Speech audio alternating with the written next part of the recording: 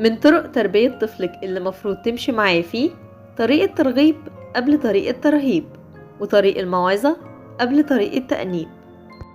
وعادي جدا ووارد ان طفلك يغلط في اول الطريق او نصه او حتى اخره، بس لما يوصل لاخر الطريق هيكون اتعلم حاجات كتيرة واكتسب حاجات اكتر هتقلل غلطه بعد كده في الطرق اللي هيمشيها.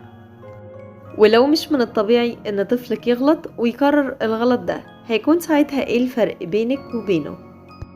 علشان كده من انجح طرق تربية طفلك لو غلط او اخطأ انك تديله فرصة تانية.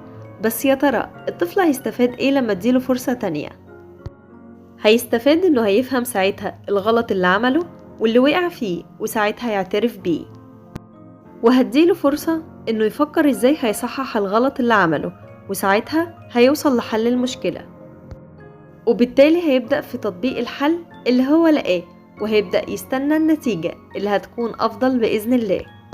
وكل اللي فات ده هيساعد الطفل في إنه يحس بالاحترام والتقدير، وهيساعده كمان في تدريبه على حل المشكلات وتعليمه مهارات جديدة.